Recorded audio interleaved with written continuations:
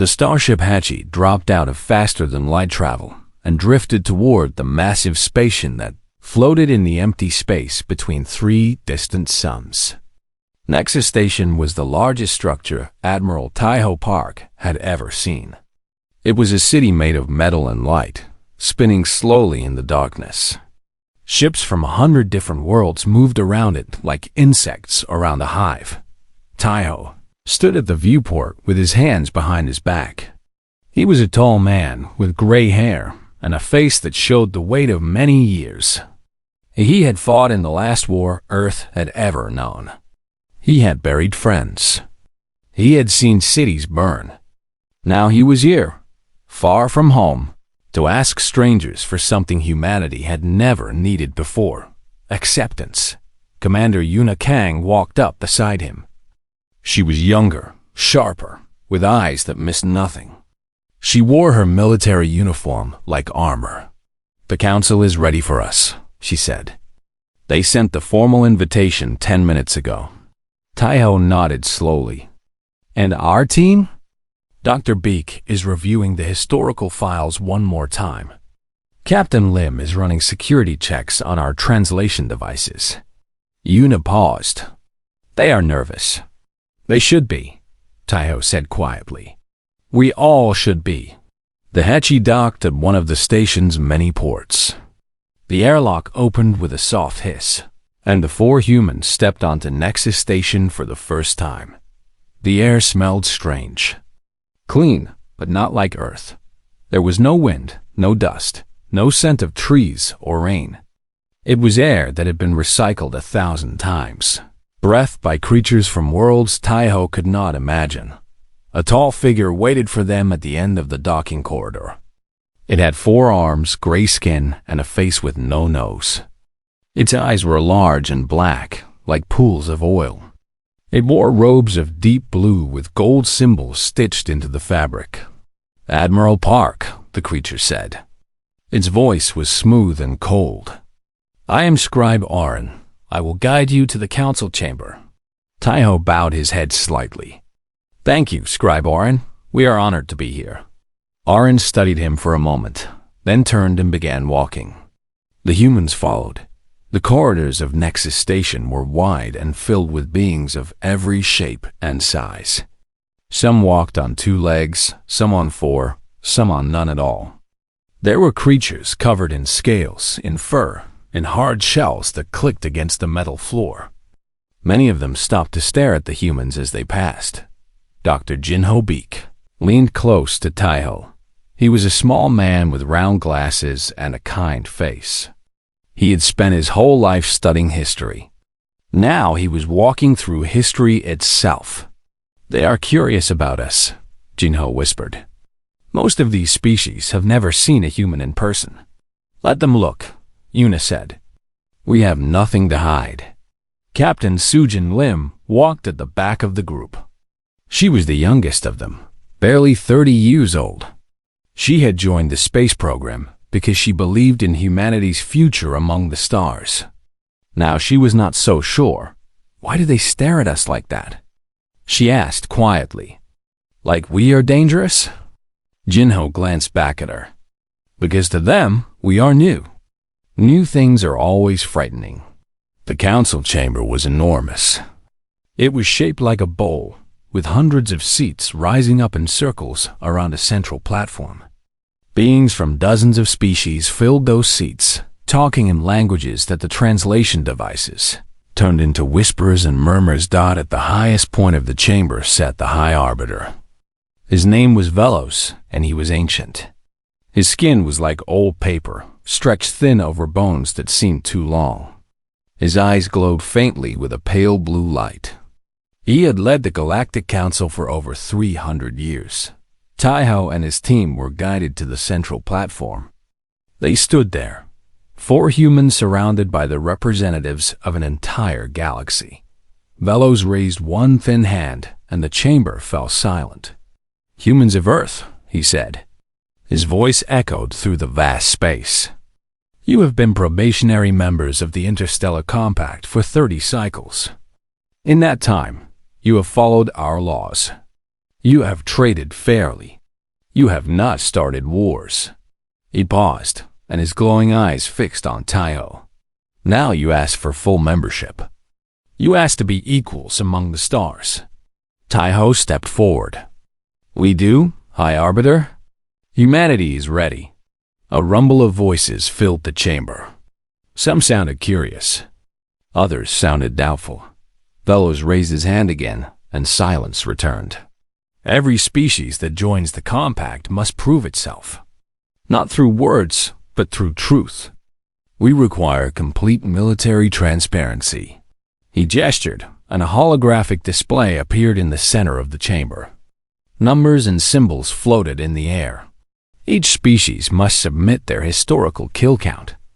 The total number of sentient beings your kind has killed in warfare throughout your recorded history.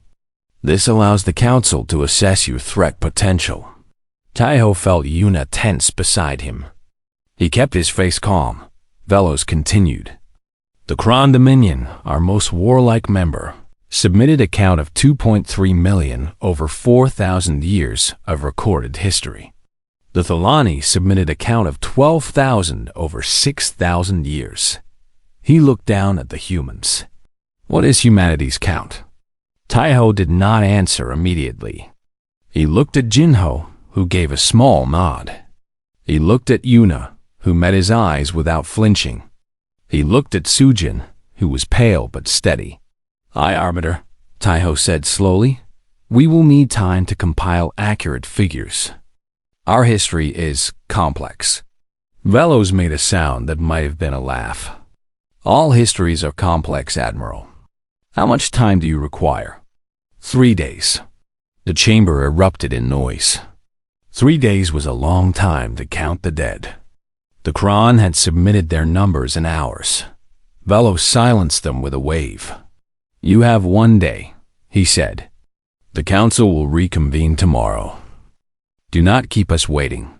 Taiho bowed his head. We will be ready. As the humans were led out of the chamber, Sujin moved close to the Admiral. Sir, she whispered, what are we going to tell them? Taiho did not look at her. His eyes were fixed straight ahead, seeing something far away. Something old and heavy and red. The truth, he said. We are going to tell them the truth. Behind them, the council chamber buzzed with speculation. The strange new species from the edge of the galaxy had asked for 3 days to count their dead. What kind of history did these humans have? They would find out soon enough. The human quarters on Nexus Station were small but comfortable. 4 rooms connected to a central meeting area with a large table and holographic displays. The walls were gray metal, and the lights were too bright, but it was private. That was all that mattered. Admiral Taiho Park sat at the head of the table. Dr. Jinho Beek had spread data files across every surface. Commander Yuna Kang paced back and forth near the door like a caged animal. Captain Sujin Lim sat quietly, watching the numbers scroll across the display. We have 18 hours, Taiho said. Let us begin. Jinho adjusted his glasses and pulled up the first file. It was marked with a simple label, Ancient History. I will start from the beginning, he said. Human warfare begins with the first cities. Sumeria, Egypt, China, the Indus Valley. We have records going back 5,000 years. He tapped the display and images appeared. Old paintings of armies marching. Stone carvings of battles. Bones buried in mass graves. The Bronze Age alone saw millions die. Empires rose and fell. The Assyrians, the Persians, the Greeks, the Romans. Each one built their power on war. Sujin leaned forward. Millions? Just in the ancient world? Conservative estimates put the number at 4 to 5 million, Jinho said. But records are incomplete. The true number is likely higher. Yuna stopped pacing. Keep going. Jinho moved to the next file. Medieval history. The fall of Rome created chaos in the West. Tribes fought for control.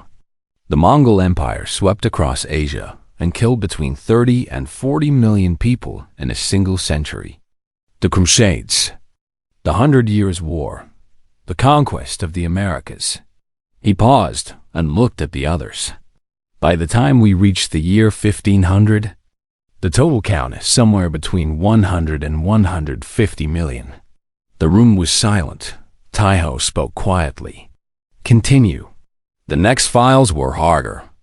Jinho's voice grew heavier as he read them. The colonial era. European powers spread across the globe. They conquered, they enslaved, they destroyed entire civilizations. The Atlantic slave trade alone caused the deaths of millions during transport. Wars in Africa, Asia, the Pacific. Rebellions crushed. Peoples erased. He changed the display again. Then came the modern age. The Napoleonic Wars, the American Civil War, colonial wars in every corner of the world. Sujin was gripping the edge of the table. How many? By 1900, the cumulative total reaches approximately 250 million. Yuna laughed. It was not a happy sound. And then the real wars began. Jinho nodded slowly. He pulled up a file that everyone in the room knew by heart. World War I. The Great War, 1914 to 1918. 20 million dead. Soldiers drowned in mud. Poison gas. Machine guns cutting down thousands in a single day. He moved to the next file. World War II, 1939 to 1945. 70 to 85 million dead. The Holocaust. The bombing of cities. Nuclear weapons used against civilian populations. Sujin put her head in her hands. She had studied these numbers in school. Every child on Earth learned them. But seeing them here, in this cold room on an alien station, made them feel different. Heavier. Jinho continued. His voice was flat now, like a man reading a list of groceries instead of a list of the dead. The second half of the 20th century. Korea, Vietnam, Cambodia, Rwanda, the Balkans. Dozens of smaller conflicts that killed millions more. He paused, and then the 3-Year War. Everyone looked up. The 3-Year War was recent history. Taiho had fought in it. Yuna had lost her father in it. Earth's last major conflict, Jinho said quietly. 2089 to 2092, 17 million dead. It ended when humanity realized that the next war would be the last war. We unified after that. One government, one military, one species, finally at peace with itself. He turned off the display. The room fell into shadow. Total count, he said. Conservative estimate. Direct deaths from warfare, genocide, and organized violence throughout human recorded history. He wrote the number in the air with his finger, and the holographic display showed it in glowing white. Digits. 1,042,000,000 billion. 42 million. Yuna stared at the number. Then she laughed again, louder this time. They wanted a number, she said. They are going to get a number. Taiho stood up slowly. He walked to the display and looked at the figure. More than 1 billion. More than 1 billion humans, killed by other humans across 5,000 years of history. Is this accurate? He asked. Jinho nodded. As accurate as we can make it. Some historians argue the number is higher. I have used conservative figures wherever possible. Good, Taiho said. We will not inflate our crimes, but we will not hide them either. Sujin looked up. Her eyes were red. Admiral, if we show them this number, they will never accept us. They will see us as monsters. Taiho turned to face her. His expression was calm, but his eyes held something old and sad. Captain Lim, he said, we are not asking for their love. We are asking for their respect. And respect is not given to those who hide from what they are. Yuna moved to stand beside him. The Kron think they are warriors because they killed 2 million of their enemies over 4,000 years. They have no idea what war really means. She looked at the number glowing in the darkness. We did not kill 2 million. We did not kill 20 million. We killed 1 billion of our own kind. And we survived. We looked at ourselves, at what we had done, at what we were capable of doing, and we chose to stop. Jinho closed his files. That is the story we must tell them. Not just the number. The choice. Taiho nodded. Then that is what we will do. He looked around at his team. 4 humans, alone on a station filled with aliens who saw them as primitive newcomers. 4 humans carrying the weight of 1 billion deaths. Get some rest, he said. Tomorrow we face the council. Tomorrow we tell them the truth about humanity. Sujin stood up. Her hands were shaking, but her voice was steady. Admiral, she said, do you think they will understand? Taiho walked to the small window that looked out at the stars. Somewhere out there, far beyond the light of these strange suns, was Earth. Home. I do not know, he said honestly. But understanding is not our goal. Our goal is to be honest. What they do with that honesty is their choice.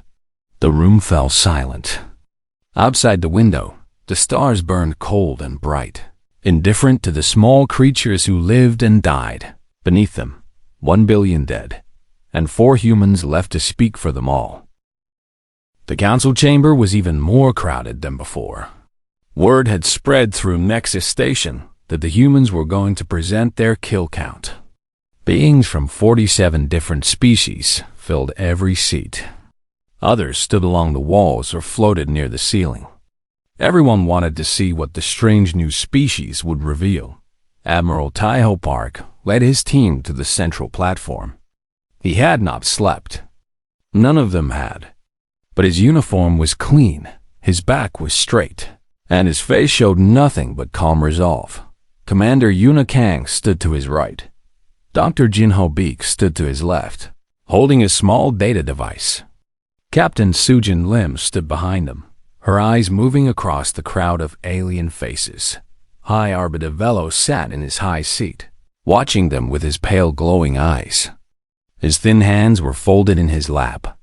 He looked like a statue carved from old bone. Humans of Earth, Velo said, and his voice echoed through the chamber. You requested one day to compile your military history. That day has passed. The council is ready to receive your data. The chamber fell silent. Thousands of eyes, of different shapes and colors, focused on the 4 humans standing alone in the center. Taiho stepped forward. High Arbiter, he said, honored members of the council. Yesterday, you asked humanity to submit our historical kill count. The total number of sentient beings killed by our species in warfare throughout our recorded history. He paused and looked around the chamber. We have compiled that data. Before I present it, I want to be clear about what this number represents. Fellows made an impatient gesture. We understand what a kill count represents, Admiral. Please proceed. Taiho did not react to the interruption. He continued in the same steady voice. This figure includes only documented military engagements, organized conflicts, and acts of genocide. It does not include deaths from disease, famine, or natural disaster, unless those deaths were caused directly by military action. We have used conservative estimates wherever historical records are incomplete. He nodded to Jinho. The doctor stepped forward and connected his data device to the central display system. The holographic projector hummed to life. The council asked for our kill count, Jinho said. Here it is. He pressed a button. The number appeared in the center of the chamber, floating in the air in digits 10 feet tall. 1,042,000,000 plus. For a moment, nothing happened. The aliens stared at the number. Some of them did not understand. The figure was so large that their minds could not process it. Then someone screamed, "Dodd!" It was Counselor Mirth, the representative of the Thalani. She was a small creature covered in soft green fur, with large dark eyes and a gentle face. Her species had never known war. Their kill count was 12,000 over 6,000 years, and most of those deaths had been accidents. Mirith collapsed. Her body hit the floor of her seat, and she did not move. Medical drones rushed toward her from hidden compartments in the walls. The chamber erupted into chaos, being shouted in 100 different languages. Some jumped to their feet. Others tried to flee. The translation devices filled the air with overlapping voices, all of them saying the same things. Impossible. It must be false. Over 1 billion? They are monsters. Warlord Gravik of the Kron Dominion rose from his seat. He was massive, nearly 8 feet tall, covered in thick gray scales. His people were warriors. They had conquered a dozen worlds. Their kill count of 2.3 million was the highest in the compact dot, or it had been. Gravik stared at the number with his 4 yellow eyes. His jaw hung open. For the first time in his long life, he had no words. High Arbiter Velos slammed his hand against his chair. The sound echoed through the chamber like thunder, and the crowd fell silent. "Explain this," Velos demanded. His voice was no longer calm. There was fear in it now. "Admiral Park, explain this number immediately." Taiho did not flinch. "The number is accurate, High Arbiter." "Impossible." Velos stood up, his thin body shaking. "No species could survive such violence. You would have destroyed yourselves 1,000 times over."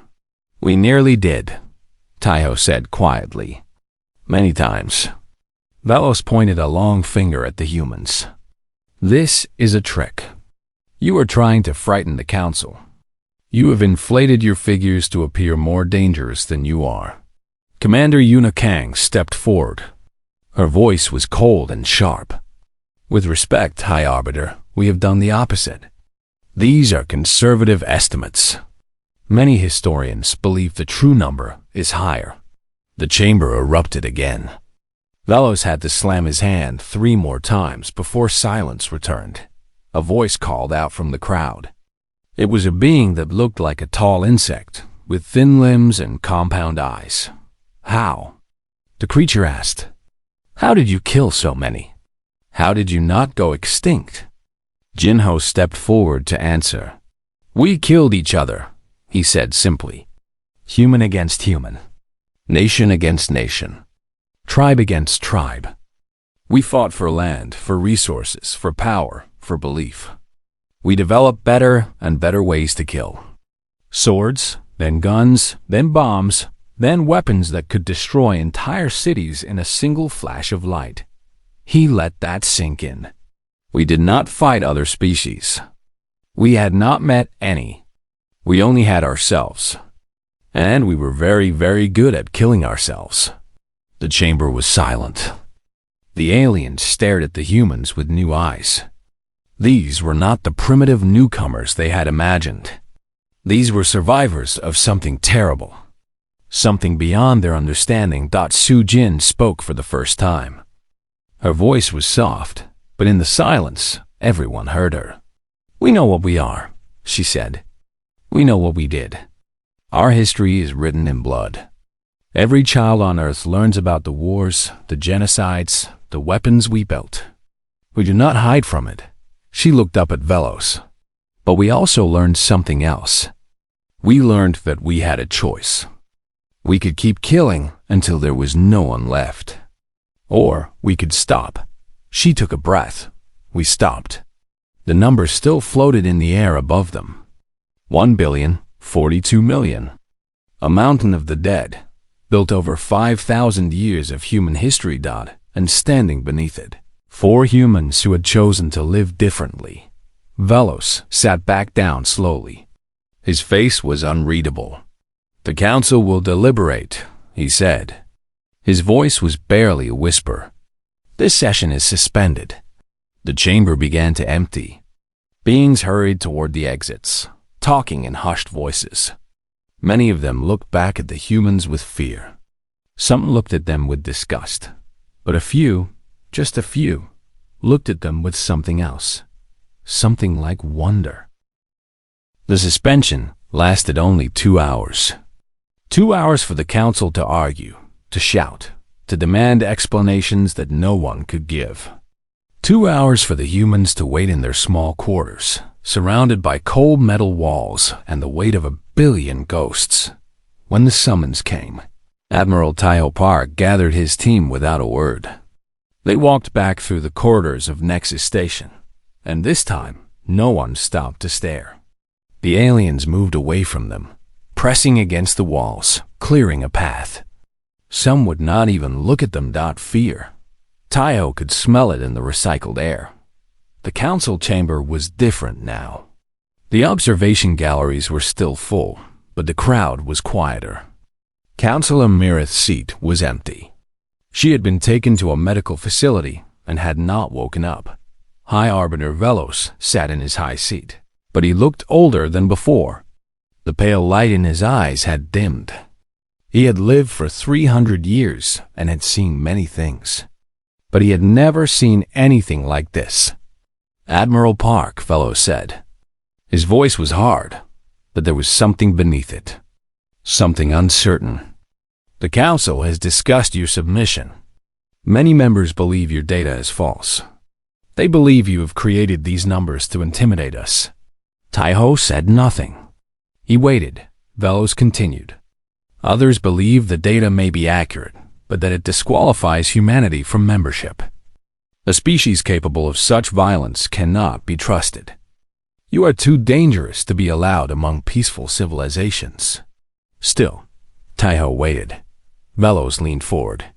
What do you say to these accusations? Commander Yuna Kang stepped forward before Taiho could respond. Her eyes were bright with something that might have been anger, or might have been pride. I say that you asked for the truth, she said, and you received it. Now you are afraid of what you learned. Murmurs rippled through the chamber. No one spoke to the High Arbiter this way. Yuna did not care. You asked us to count our dead, she continued. So we did. We counted the soldiers who died in trenches filled with poison gas. We counted the civilians who burned when fire fell from the sky. We counted the millions who starved when their farms became battlefields. We counted the children who never grew up because their cities were turned to ash. Her voice grew harder. We counted every single one. And we did not lie.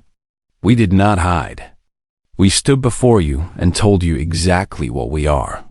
She pointed at the empty seat where Mirith had collapsed. Your peaceful counselor fainted when she saw our number. But we did not faint. We carry this number with us every day. Every human alive knows what our species has done. We teach it to our children. We build monuments to the dead. We remember, because forgetting would be the greatest crime of all. She turned to face the full chamber. You think we are monsters? Fine. Maybe we are. But we are monsters who looked in the mirror and chose to change.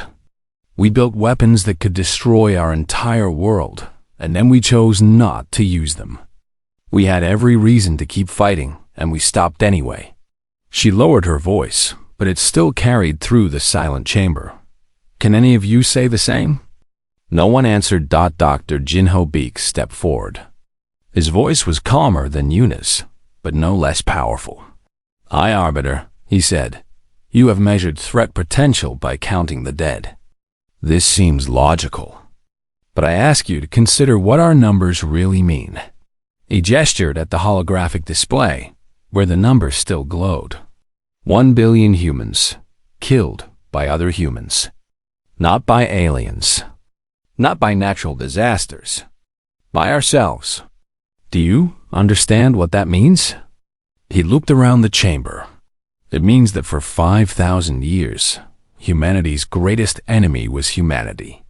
Every weapon we invented, every strategy we developed, every technology of war we created, was designed to fight an enemy exactly as intelligent, exactly as creative, exactly as desperate as ourselves. He paused to let that sink in. The Crown Dominion has conquered 12 worlds. They are proud of their military strength, but they have never faced an enemy that could match them. They have always been stronger, faster, better armed. Warlord Gravik shifted in his seat but said nothing. Humans have never had that advantage, Jinho continued. When we went to war, we fought against equals. We had to be smarter, more adaptable, more willing to sacrifice. We had to invent new weapons, new tactics, new ways of thinking, just to survive. He looked directly at Velos. That is what your numbers cannot show. You see 1 billion dead and think we are violent. But you should see 1 billion dead and understand that we are survivors. We went through hell, High Arbiter. We walked through fire that would have destroyed any other species. And we are still here. Admiral Taiho Park finally spoke. The Council must make a choice, he said. You can reject humanity because of our past. You can look at our history and see only blood and fire and death. That is your right. He stepped forward and his voice filled the chamber. But consider this. 112 years ago, humanity fought its last war. 17 million people died in 3 years. When it was over, we looked at the ashes of our cities and the graves of our children, and we made a decision. No more. He raised his hand and pointed at the number floating above them. 1 billion dead taught us a lesson that nothing else could. We learned that our greatest strength was also our greatest weakness. We learned that if we did not change, we would destroy ourselves. So we changed. He lowered his hand. We are not asking for your approval. We are not asking you to forget what we were. We are asking you to see what we have become. A species that knows the true cost of war. A species that chose peace not because we were weak, but because we were strong enough to stop. The chamber was silent. Velos sat motionless in his high seat, his glowing eyes fixed on the human admiral. The other counselors watched and waited. Finally, a voice broke the silence. I would hear more. It was Warlord Gravik. He stood up slowly, his massive form casting a long shadow across the chamber floor. His 4 yellow eyes studied the humans with an expression that was hard to read.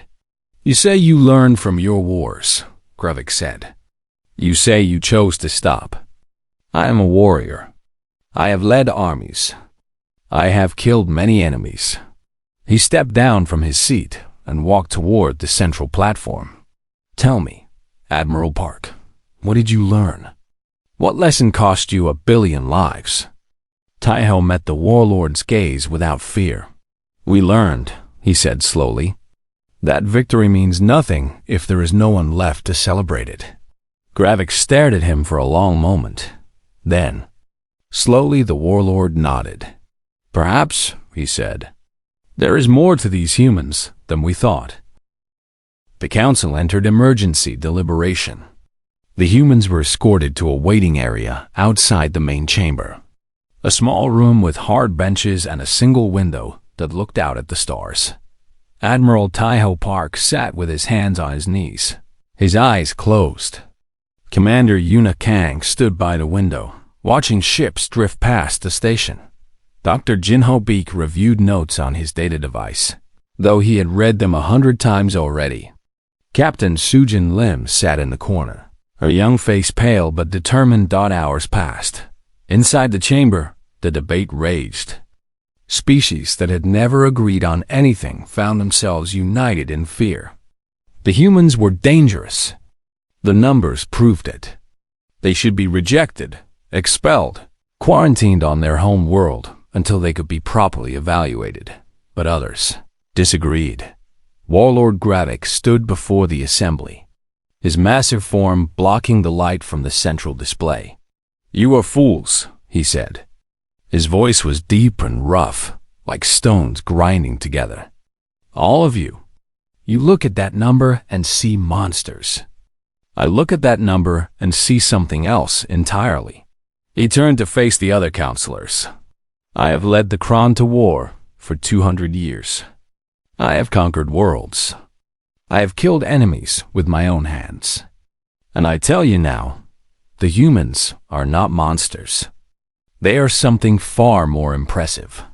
He pointed at the empty space where the number had floated. They waged war against the only enemy that could match them, themselves. They faced an opponent as smart, as strong, as determined as they were. And they did not lose. They did not go extinct. They survived.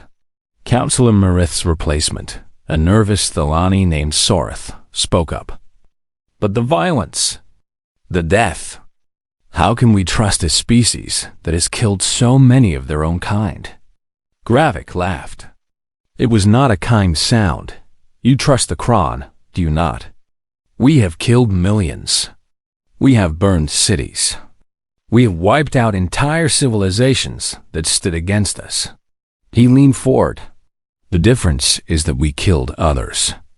The humans killed themselves. And then they stopped. He let that sink in. Any species can learn peace when they have no enemies.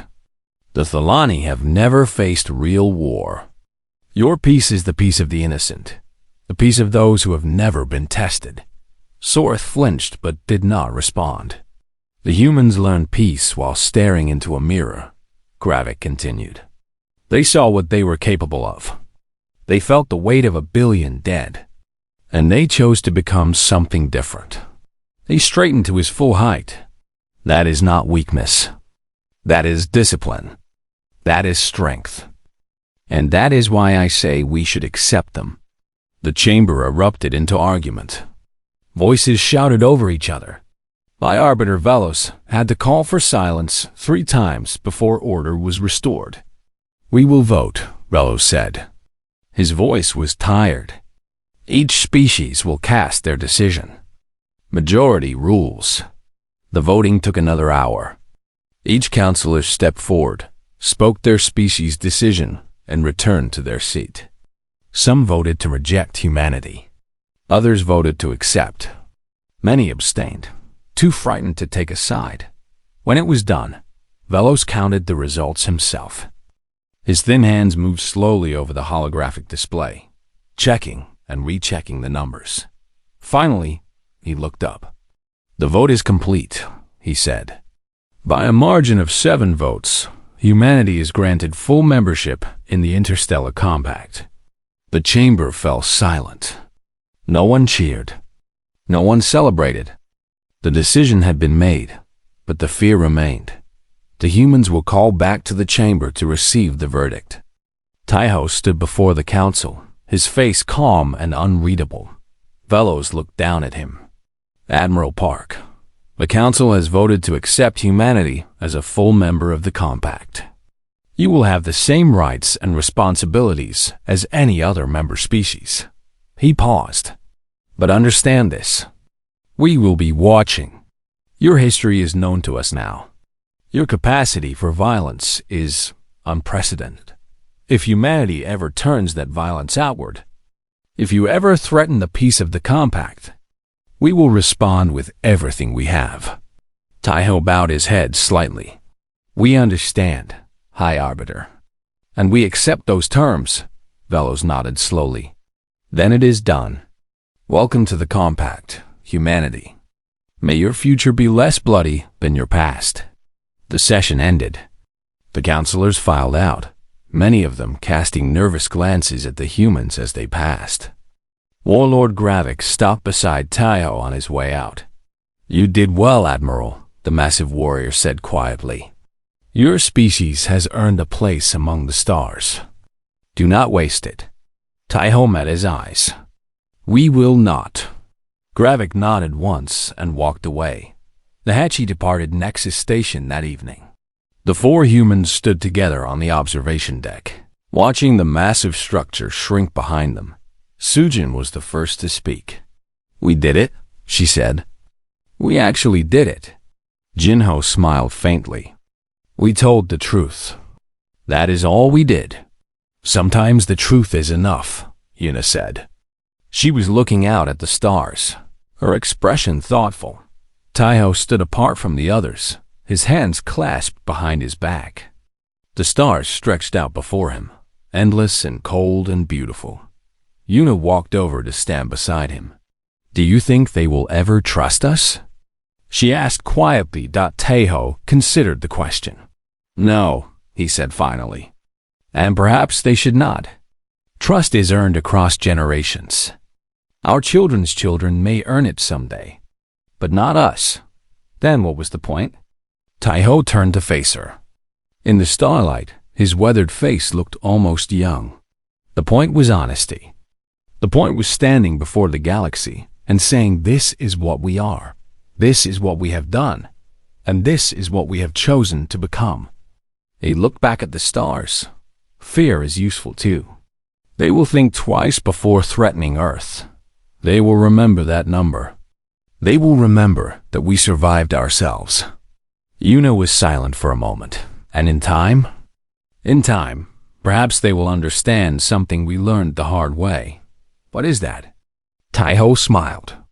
It was a small smile, tired, but genuine.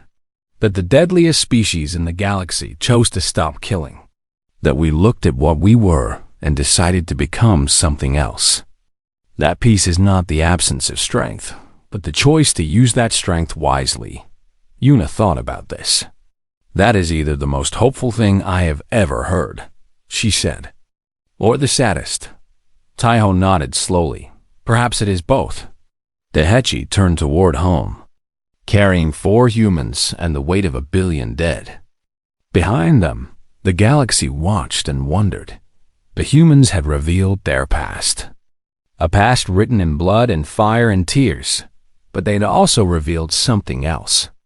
A future written in choice. The most violent species in the known universe had chosen peace.